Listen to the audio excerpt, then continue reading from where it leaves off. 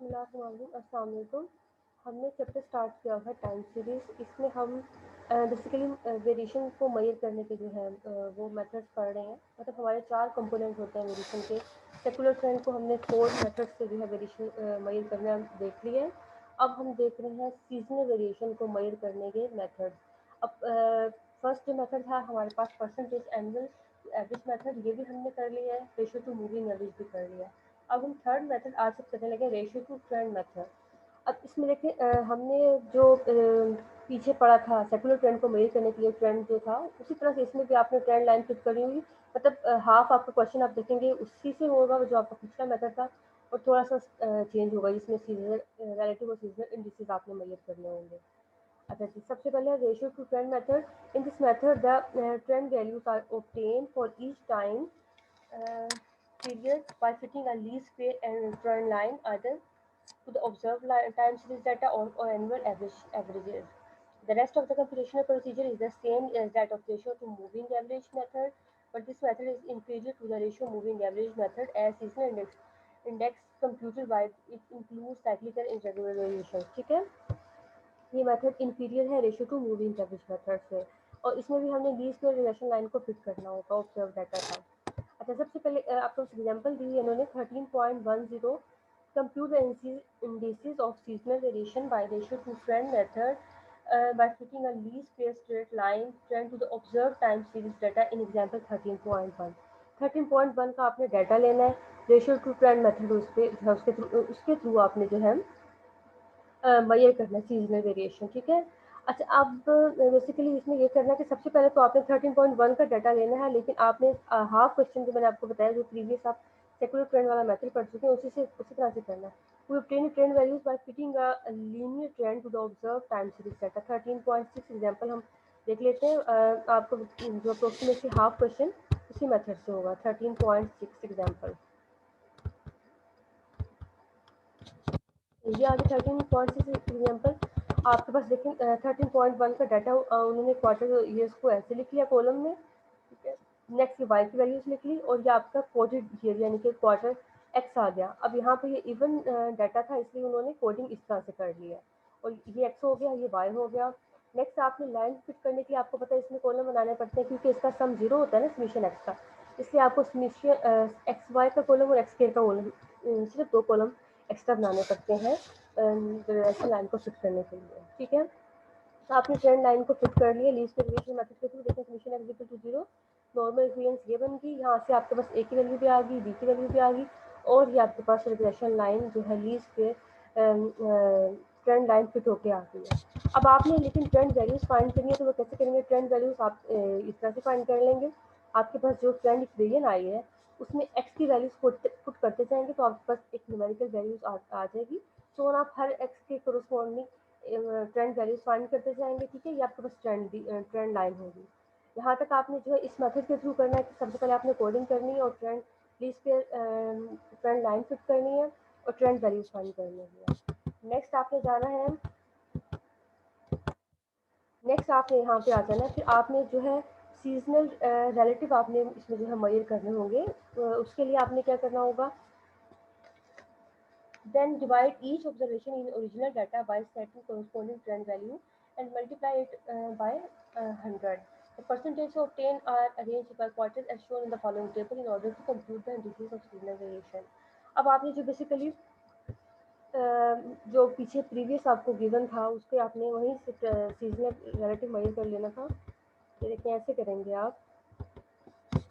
13.6 example में यहाँ पे आप जब ये सारा तो आपका सेम एज इट इज बन जाएगा। एक और यहाँ पे कॉलम बन जाएगा, उस कॉलम में आपके पास आ जाएगा y over y hat. y का मतलब आपकी ओरिजिनल वैल्यूज, y हैट का मतलब जो आपने ट्रेंड लाइन से फिट की है वैल्यूज। ठीक है, ये y hat multiply by 100। Original values को आपने ट्रेंड वैल्यू से डिवाइड करना है, मल्टीप्लाई 100 करेंगे, तो ये आपके पास सीजनल इंडिसेस आ जाएंगे। अब ये कैसे है कि देखें, ये आपकी वैल्यू है 72। 72 को आप डिवाइड कर देंगे 78.2 पे। ठीक है, मल्टीप्लाई बाय 100 करेंगे, आपके पास 92.1 वैल्यू आ जाएगी। सिमिलरली 98 को डिवाइड करेंगे 83.7 से, मल्टीप्लाई बाय 100 करेंगे, तो आपके पास वैल्यू आ जाएगी 117.1। नेक्स्ट 79 को डिवाइड करेंगे 89.2 से, मल्टीप्लाई बाय 100 करेंगे तो आपके पास वैल्यू आ जाएगी 88। सो ऑन आपने जो है सारे जो वाई वैल्यूज़ को वाई हैड पे डिवाइड करते गए, मल्टीप्लाई बाय 100 करते गए, तो आपके पास सीजनल इंडिसेस आ जाएंगे। ठीक है, इंडिसेस में ये होता है ना कि आप 100 से मल्टीप्लाई कर रहे होते हैं। अच्छा, जब आपके पास सीजनल इंडिसेस आ जाएंगे, एक तरह से सीजनल रिलेटिव भी आप कह सकते हो उसको।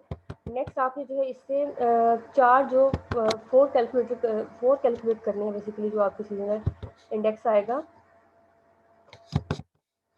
ये देखें यहाँ पे। नेक्स्ट आपने जो सारे आपकी जो आए थे वहाँ से सीजनल रिलेटिव आए थे, वो सारे आपने यहाँ पे लिख लिए। ये सारे जब लिख लिए तो अब यहाँ पे आपने जाके ये करना है कि हर एक का मीन कैलकुलेट करना है।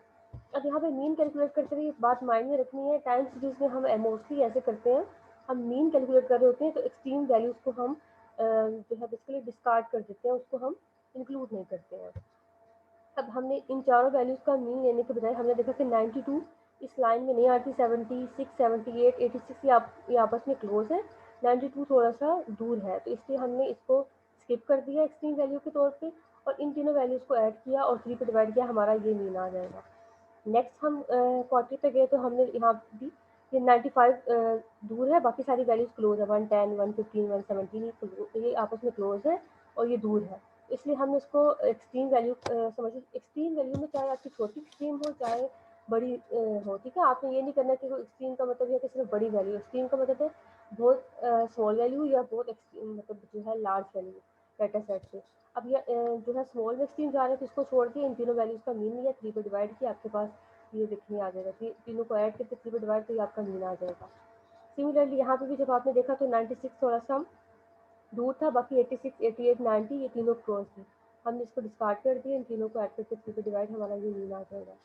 यहाँ पे भी 122 दूर है, 111, 115, 116 क्लोज है, इन तीनों को ऐड किया और 3 पे डिवाइड करके हमारे पास ये आ जाएगा। अब यहाँ पे हमें मैंने आपको बताया था लास्ट लेक्चर में भी कि ये 400 आना टोटल ज़रूरी है। ठीक है, 4 क्वार्टर्स होते हैं इसलिए 400 आना ज़रूरी है। अगर 400 नहीं आता है तो फिर आप एडजस्टेड जो है सीजनल इंडेक्स कैलकुलेट करेंगे। अब एडजस्टेड कैलकुलेट कैसे करेंगे? एडजस्टेड कैलकुलेट करने के लिए आपने ऐसे करना होगा, लास्ट एग्जाम्पल में भी आई थिंक हमने किया था, इसमें आपने करना होगा 400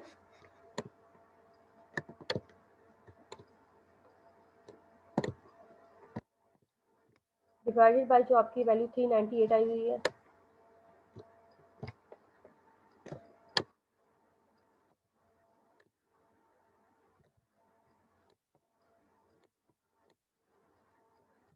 मल्टीप्लाई बाय आप कर देंगे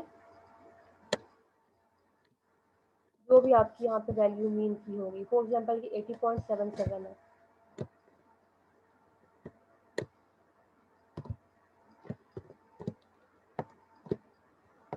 फर्स्ट वैल्यू ये थी, आपने इस तरह से किया, आपके ये आ जाएगी 81.15।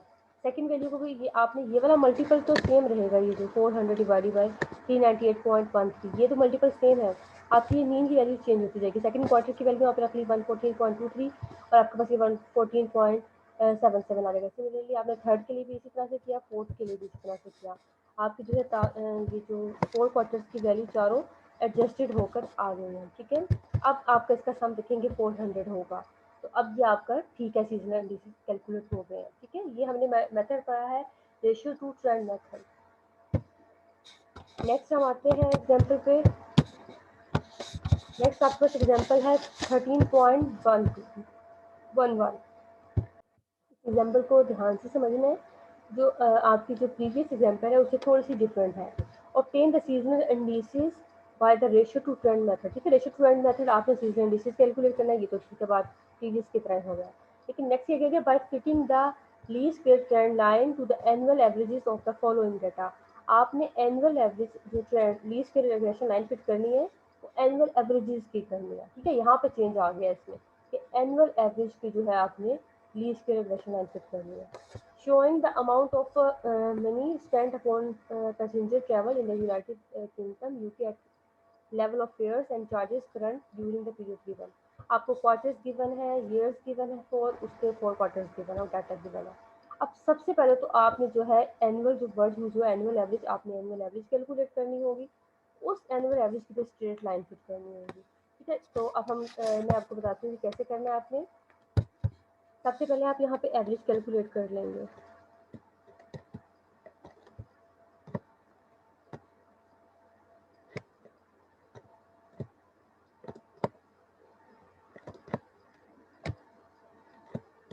आपने एवरेज कैलकुलेट कर लिया। ये जो आपके 4 हैं वैल्यूज, इन 4 वैल्यूज को ऐड किया और 4 पे डिवाइड किया तो आपके पास फर्स्ट एवरेज आ जाएगी। सिमिलरली इन 4 वैल्यूज को ऐड किया और 4 पे डिवाइड किया, आपके पास सेकंड एवरेज आ जाएगी। सिमिलरली 2005, 6 सब के लिए आपने जो है एवरेज कैलकुलेट करते गए, 4 जो क्वार्टर की वैल्यूज को ऐड करके 4 पे डिवाइड करते हैं, ये आपके पास एवरेज का कॉलम आ जाएगा।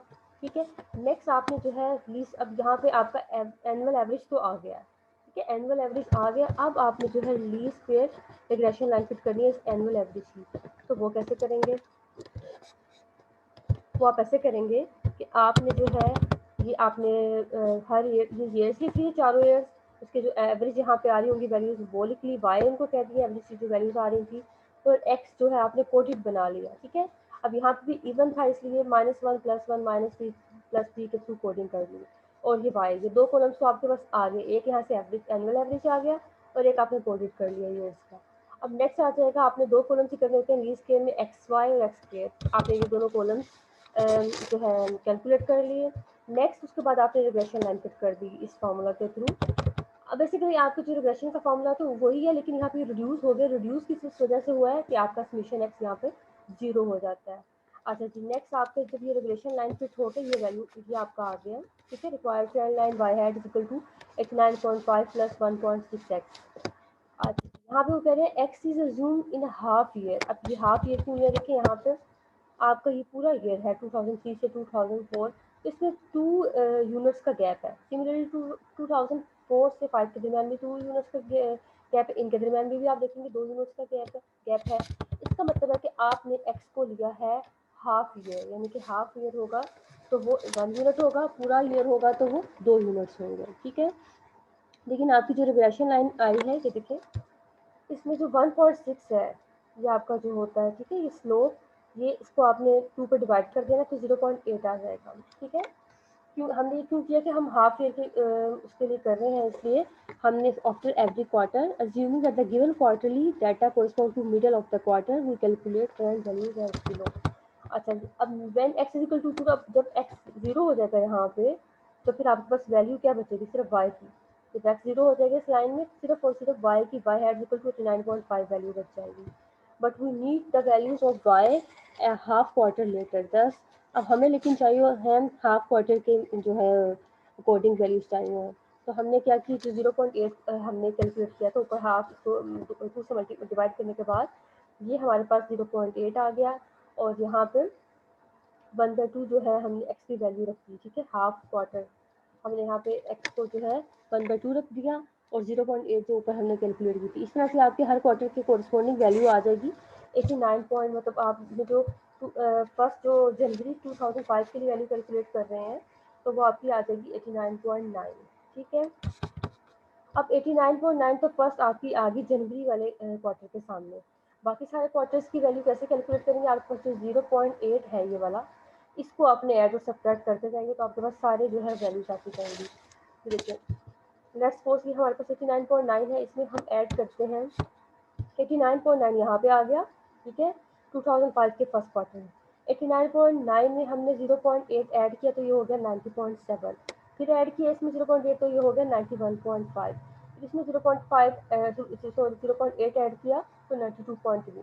सो आप 0.8 ऐड करते गए, आपके लास्ट क्वार्टर तक की वैल्यूज आ जाएगी। ठीक है, 2 ईयर्स की। अब यहाँ ये आपका बेसिकली यहाँ पे इन्होंने सेंटर के तौर पे कैलकुलेट किया था 89.9। अब 89.9 में से 0.8 को सब्ट्रैक्ट करेंगे तो आपका इससे प्रीवियस क्वार्टर की वैल्यू आ जाएगी 89.1। इससे फिर आप 0.8 सब्ट्रैक्ट करेंगे तो आपके पास 0.8 वैल्यू 88.3 आ जाएगी। फिर इसमें 0.8 सब्ट्रैक्ट करेंगे तो ये हो जाएगी 87.5। तो आप इसमें से सब्ट्रैक्ट करते जाएंगे और आपके पास यहाँ तक की वैल्यू आ जाएगी सारे क्वार्टर्स की, सारे की। ठीक है, अब इसके बाद आपने क्या करना है, ये आपके जो सीजनल रिलेटिव इस तरह से आ गए हैं, आपने क्या करना है, dividing each of the value, actual value जो आपकी डाटा की एक्चुअल वैल्यू थी बाय कोरस्पॉन्डिंग ट्रेंड वैल्यू, उसको ट्रेंड वैल्यू से जो है आपने करते जाना, expressing the result as a percentage. अब आपने जो एक्चुअल वैल्यू है आपकी ये देखें पीछे क्वेश्चन में एक्चुअल वैल्यू 71 है ना फर्स्ट क्वार्टर की। 71 को आपने 83.5 से डिवाइड किया, मल्टीप्लाई बाय 100 किया, तो आपके पास फर्स्ट वैल्यू 85.0 आ जाएगी। ठीक है, एक्चुअल वैल्यू को डिवाइड किया, आपने जो आपका ट्रेंड वैल्यू यहाँ पे आ रही थी या फिर सीजनल जो भी आप रिलेटिव आ रहे हैं तरह से, मल्टीप्लाई बाय 100 करना है। ठीक है, इस तरह से आपके पास ये आता जाएगा। अब नेक्स्ट वैल्यू जैसे कि यहाँ पे है सेकेंड क्वार्टर की वैल्यू 89 है। 89 को आपने 84.3 पे डिवाइड किया तो और मल्टीप्लाई बाय 100 किया तो आपके पास 105.6 वैल्यू आ जाएगी। सो ऑन आप जो है इजीली सारी वैल्यूज़ को कैलकुलेट कर लेंगे, एक्चुअल वैल्यू को डिवाइड करते जाएंगे जो आपके पास यहाँ पे आए हुए हैं सीजनल। ठीक है, रिलेटिव्स। अब उसके बाद ये आपके पास सीजनल इंडिसेस आ गए हैं। अब सॉरी ये सीजनल रिलेटिव है, पीछे वाले जो आपने वो करंट वैल्यूज फाइंड की थी। अच्छा, अब ये है आपका यहाँ पे हो जाएगा कि अब आपने सेम वही करना है कि चारों वैल्यूज को ऐड किया 4 पे डिवाइड, आप इसका मीन कैलकुलेट कर लेना है। ठीक है, इसमें कोई एक्सट्रीम ऐसा जितनी वैल्यूज नहीं है तो इसलिए डिस्कार्ड नहीं करेंगे। अब इसका सम आपने किया तो 399.7 हो गया, 400 के करीब है, इसलिए हमने इसको एडजस्टेड सीजनल इंडिसेस कैलकुलेट करने की हमें जरूरत नहीं है। The sum of these mean percentage 399.7, which is so close to the desired 400, there is no adjustment is necessary, hence desired seasonal indices are 82 ये आपके फर्स्ट क्वार्टर के हैं सीजनल इंडिसेस, सेकंड क्वार्टर का 103, थर्ड का indices ये 124 और fourth के लिए 90.1 median and also close to get the seasonal indices. अच्छा, नेक्स्ट आता है मेथड, यहाँ पे आपका जो है मेथड थर्ड जो मेथड था आपके सीजनल रेशियो कैलकुलेट करने के लिए ratio two current method complete हो गया।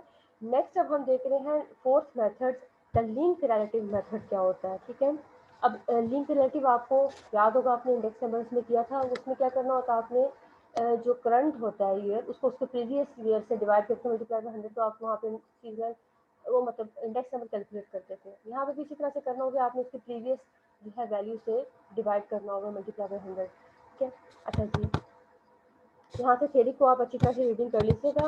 हम क्वेश्चन पे मूव कर जाते हैं। सबसे पहले तो आपके पास एग्जांपल है 13.12, obtain the seasonal indices for the data in example 13.11 using the link relative method। अब देखिए बच्चों, आपको मोस्टली मतलब हर क्वेश्चन में आपको मेथड मेंशन होगा कि आपने ये मेथड कैलकुलेट करना है। कभी कभार एक्सेप्शनल केस होता है कि आपको मेंशन नहीं करते, तो आपकी अपनी मर्जी होती है कि आप जो है फोर मेथड उसमें से जो आपको फिजिबल हो, इजी हो, जो आपको मतलब जिस पे आपकी प्रैक्टिस हो आप वो करना है, अदरवाइज आपको ये मेंशन होता है क्वेश्चन में। अच्छा जी, नेक्स्ट इसके बाद आते हैं आपने जो है लिंक रिलेटिव मेथड के थ्रू करना है। सबसे पहले तो उन्होंने कह दिया डाटा आपने लेना है 13.11 जो आपके पास एग्जाम्पल है उससे। 13.11 ये एग्जाम्पल है, इसका डाटा ये वाला हमने ले लिया। अब इसमें आपने लिंक रिलेटिव कैसे कैलकुलेट करने हैं मैं यहीं पे बता देती हूँ। आप जो आपको नेक्स्ट पेज पे गिवन है वो लिंक रिलेटिव ही गिवन है। लिंक रिलेटिव के लिए क्या होगा, आपने जो करंट क्वार्टर होगा आप उसको क्यू एन कह दें, लेट्स सपोज उसको उसके प्रीवियस वैल्यू से डिवाइड करेंगे, Q N minus 1 multiply by 100। ठीक है, इस तरह से आप जो है लिंक रिलेटिव्स कैलकुलेट करते जाएंगे हर क्वार्टर के। अब देखिए 71 को 71 से डिवाइड करके मल्टीप्लाई बाय 100 करेंगे तो 100 वैल्यू आ जाती है फर्स्ट वाली। ठीक है, नेक्स्ट वैल्यू आएगी 89 को आपने डिवाइड करना होगा 71 पे, मल्टीप्लाई बाय 100 करेंगे तो आपके पास सेकंड क्वार्टर का लिंक रिलेटिव आ जाएगा।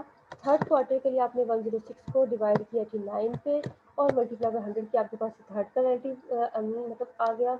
सिमिलरली फोर्थ का सोन आपने हर एक को प्रीवियस उससे क्वार्टर से जो है डिवाइड करना है और मल्टीप्लाई बाय 100 करना है, तो आपके पास लिंक रिलेटिव आ जाएंगे हर क्वार्टर से।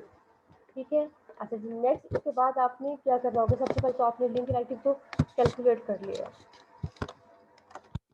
उसके बाद आता है आपने इनका मीडियन लेना है। ठीक है, आपने मीडियन लेना है, मतलब मीडियन कैसे लेते हैं, इन्होंने फर्स्ट वैल्यू को इग्नोर इसलिए कर दिया है कि 100 थी इसलिए उन्होंने इसको लिखा ही नहीं है। अब मीडियन आपने कैसे लेना होगा, जैसे कि देखिए हमारे पास 3 वैल्यूज़ हैं, सबसे छोटी 91 है, 92 है, 93, इसका मतलब मिडिल वैल्यू जो होगी हमारी यही मीडियन होगी, इसको इन्होंने लिख लिया 92.4 एज अ मीडियन। अब यहाँ पे 4 वैल्यूज है, सबसे छोटी वैल्यू आपके पास 124, 25, 126, 127। जो मिडिल वैल्यूज हैं दरमियान वाली दो, उन दोनों को ऐड करके 2 पे डिवाइड कर लेंगे। 125 और 126 इन दोनों वैल्यूज को ऐड करके 2 पे डिवाइड करेंगे तो आपके पास मीडियन आ जाएगा 126.1। सिमिलरली यहाँ पे भी आप ऐसे करेंगे, सबसे छोटी वैल्यू है यहाँ पे 119, 120, 122, 125, इसमें ऑर्डर में लिखी थी एक तरह से। अब आपने इन दोनों को ऐड कर लेना है, 2 पे डिवाइड कर देना है, आपके पास मीडियन आ जाएगा। सिमिलरली फोर्थ क्वार्टर में भी 73 है सारी, ये दोनों, ये भी 73, ये भी 73 और ये 73.1 और 73.6। आपने दो वैल्यूज, इन दोनों वैल्यूज को ऐड करके 2 पे डिवाइड किया तो आपके पास ये मीडियन आ जाएगा। ठीक है, अब यहाँ पे मीडियन भी आ चुका है, लिंक रिलेटिव भी कैलकुलेट कर चुके हैं। अब नेक्स्ट आता है, next we calculate chain relative. अब चेन रिलेटिव कैसे करेंगे? अब आपको कुछ मतलब माइंड में आ जाना चाहिए।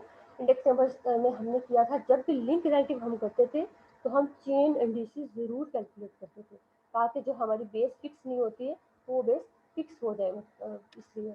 अब यहाँ पे भी सिमिलरली लिंक रिलेटिव तो आपने कैलकुलेट कर लिया है, लेकिन फिर उन्होंने कह दिया कि आप चेन रिलेटिव कैलकुलेट करें। ठीक है, चेन रिलेटिव के लिए आपने क्या करना है, यहाँ पे फर्स्ट वैल्यू तो 100 आती है आपको, आप उसमें भी याद था ना कि आप डायरेक्ट 100 लिख देते थे बगैर देखे।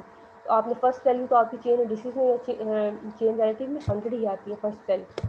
सेकंड वैल्यू आपने करना है जो 126 है, इसको आपने मल्टीप्लाई करना है।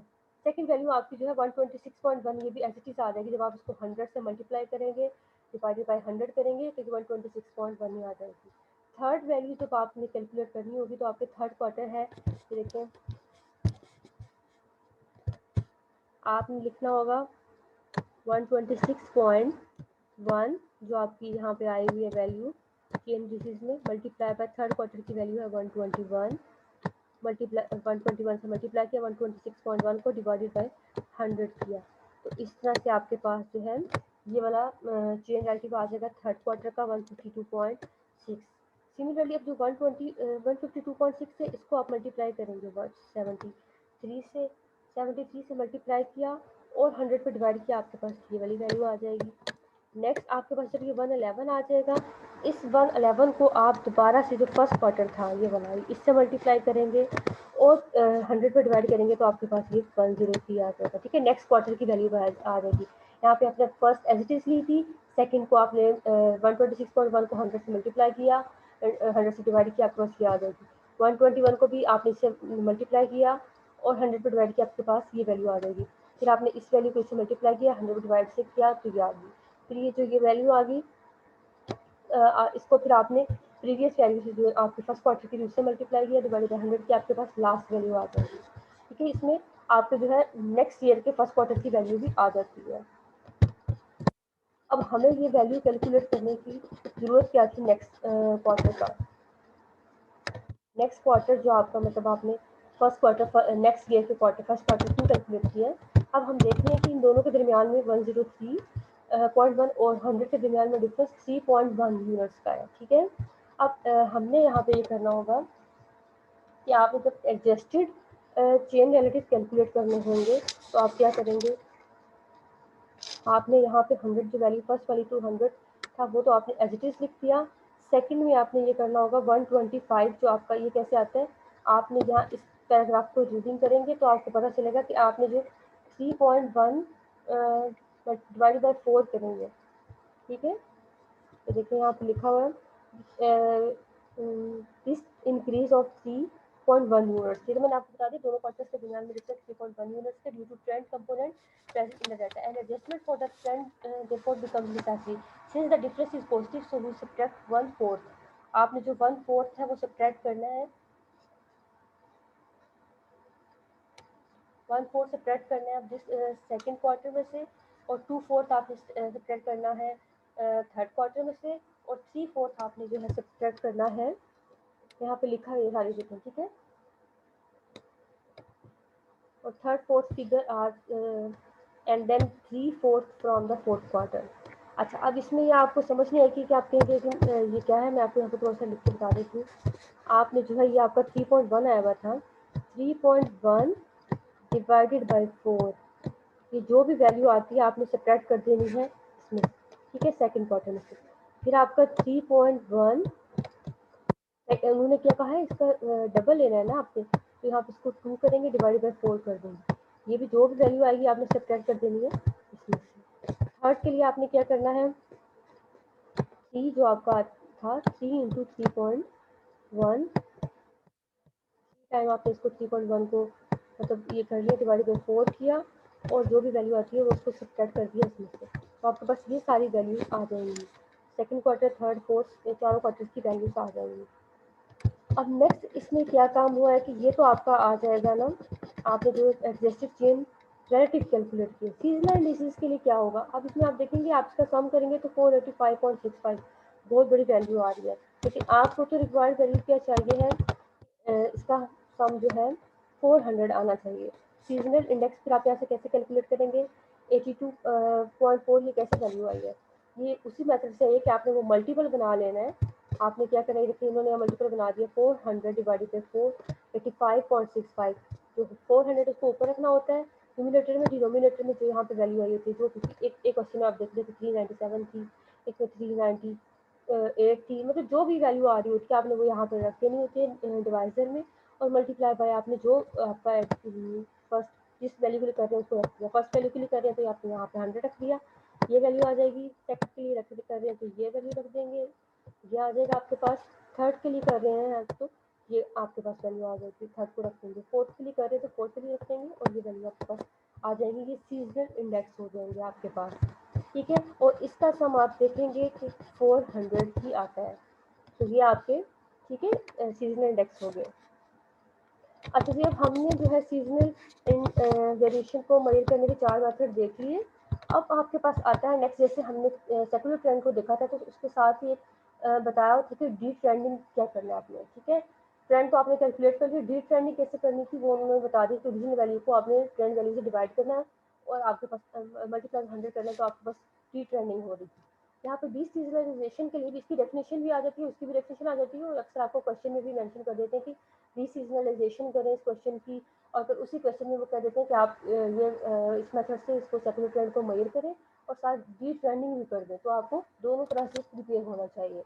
अच्छा जी, अब इसमें आपको डीसीजनलाइजेशन क्या करनी थी, जो भी आपका डाटा ओरिजिनल वैल्यूज होंगी और जो आपने सीजनल इंडिसेस जैसे कि इसमें ये कैलकुलेट किए सीजनल इंडिसेस कैलकुलेट किए होंगे, उससे डिवाइड करते जाएंगे और मल्टीप्लाई बाय 100, तो आपके पास डीसीजनलाइजेशन डाटा हो जाएगा, डीसीजनलाइज डाटा हो जाएगा। उसमें आपके पास सीजनल वेरिएशन नहीं होगी, ट्रेंड होगा, साइक्लिकल वेरिएशन होगी और इरेगुलर वेरिएशन होगी। अब इसकी जो है डेफिनेशन बहुत इंपॉर्टेंट है और साथ के क्वेश्चन भी। We remove the seasonal effect from the observed time series data to see how things might have been if there had been no seasonal component. This process of removing the seasonal component from the time series is known as deseasonalization or seasonal adjustment of the data, and the time series then observed is called deseasonalized or seasonally adjusted time series. To get the deseasonalized data, we consider multiplicative model इसमें use करते हैं, ठीक है। Each value in the original data by corresponding of the seasonal index multiply by 100, ठीक है। आपने original data को divide किया, सीजनल इंडिसेस जो आपने कैलकुलेट किए मल्टीप्लाई बाय 100 करेंगे, आपको डीसीजनलाइज डाटा आ जाएगा। उन्होंने नेक्स्ट आपको एग्जांपल देके बता दिया। लेट्स सपोज आपके पास एग्जांपल है नंबर ऑफ बैग्स, ये आपके पास ओरिजिनल डाटा हो गया, ये उसके सीजनल इंडेक्स हो गए। अब वो कह रहे हैं कि डीसीजनलाइज डाटा मालूम करें, तो आपने क्या करना होगा, 79 को 78.45 से डिवाइड करेंगे, मल्टीप्लाई बाय 100, आपके पास ये वैल्यू आ जाएगी। सिमिलरली इस वैल्यू को इसको डिवाइड करेंगे, मल्टीप्लाई बाय 100, ये नेक्स्ट वैल्यू आ गई। सो आप इस तरह से डीसीजनलाइज डाटा कैलकुलेट कर देंगे। और इसमें आपको जो आपका ट्रेंड है डीसीजनलाइज डाटा में आप देखेंगे ट्रेंड, साइक्लिकल, इरेगुलर तीनों कंपोनेंट रहते हैं, सिर्फ और सिर्फ सीजनल रिमूव होता है। अच्छा, अब इसमें आप देख रहे हैं कि देखिए ये टाइम हर क्वार्टर के जो है जैसे जैसे क्वार्टर नेक्स्ट आ रहा है तो आपकी वैल्यूज इंक्रीज हो रही है। यहाँ से इसकी एक्सप्लेनेशन पढ़ लीजिएगा थोड़ी सी। नेक्स्ट वो कह रहे हैं कि अगर आपका जो है ये तो सेशनल मतलब मॉडल था आपका मल्टीप्लिकेटिव मॉडल, अगर आपका एडिटिव मॉडल हो, इस तरह से हर वैल्यूज ऐड हुई हो इसमें, तो फिर इसमें से आपने सब्ट्रैक्ट करना होगा सीजनल इफेक्ट को, ठीक है, ओरिजिनल वैल्यूज में से। तो आई होप आपको ये क्लियर हो गया होगा टॉपिक्स जो आज हमने पढ़े हैं सीजनल वेरिएशन को मेजर करने के। इसके रिस्पेक्ट जो आपके हैं, आपके मैं क्वेश्चन आपको मार्क करवा दूँ प्रिसाइज से रिलेटेड जो भी क्वेश्चन हैं।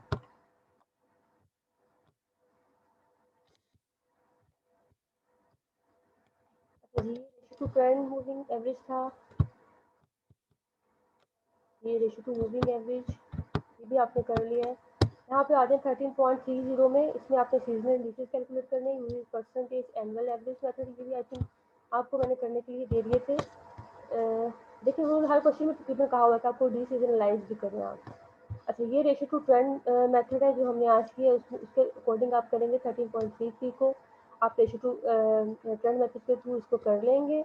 नेक्स्ट आपने सीजनल डिसीज जो आ जाएंगे, इसके बाद डीसीजनलाइज भी करना होगा आपने 1984 की वैल्यूज़ को आपने डीसीजनलाइज करना होगा। आपके पास जो 4 क्वार्टर्स के मतलब ये 4 सीजन्स के कॉरस्पॉन्डिंग जो भी आपके सीजनल डिसीज आएंगे उससे आपने 1984 मतलब 1984 की वैल्यूज़ को उससे डिवाइड करते जाएंगे सीजनल डिसीज से और मल्टीप्लाई बाय 100 तो आपके पास डीसीजनलाइज वैल्यूज़ आ जाएंगी। Construct seasonal indices by ratio to trend method, इसमें भी आपने ये करना है। अब इसमें आप ईयर्स को इस तरह से अरेंज कर देंगे और क्वार्टर्स को आप ऊपर लिख लेंगे, वो आपको क्योंकि आपने जिस तरह से क्वेश्चन बनाया मैंने आपको इंडेक्स नंबर में भी कहा था इसमें भी आप जो है ईयर्स को इस साइड पे ले आएंगे और क्वार्टर्स को ऊपर ले आएंगे। जिस तरह आपने डाटा फिजिबल लगे आप पहले उसको डाटा को एडजस्ट कर लेते हैं, बाद आप उसके सीजनल जो है डिसीज कैलकुलेट कर लेंगे। 13.35 में भी आप इसमें भी आप रिग्रेशन लाइन फिट कर लेंगे और मल्टीप्लिकेटिव मॉडल होगा और सीजनल डिसीज कैलकुलेट करेंगे फोर क्वार्टर्स को डिसीजनलाइज करेंगे डाटा को 13.28 बी का डाटा लेकर। 13.36 में भी सीजनल वेरिएशन मेजर करेंगे लिंक राइटिंग मेथड के थ्रू, ठीक है। नेक्स्ट के बाद आ जाता है सीजनल इंडेक्स। आप जो है इसमें कैलकुलेट करेंगे trend, use a trend equation and seasonal index to forecast the sales. अब आपने इक्वेशन को ट्रेंड वैल्यू को यूज करते हुए आपने पहले तो मेथड से वो वैल्यू फाइंड कर लेंगे। नेक्स्ट आपको ट्रेंड इक्वेशन फाइंड करने के लिए नेक्स्ट फोरकास्ट करना होगा। आपने जो नेक्स्ट 2004 के लिए देखिए, जैसे कि जब आप कोडिंग करेंगे 2004 की कोडिंग उसके सामने जो अच्छी वैल्यूज आ जाएंगी उसके कोरस्पॉन्डिंग आप इक्वेशन में वैल्यू पुट करके ट्रेंड वैल्यू फाइंड कर लेंगे। सीजनल इंडेक्स में भी आपने इसी तरह से फोरकास्ट कर लेंगे नेक्स्ट के लिए, ठीक है। जिसके बाद आ जाता है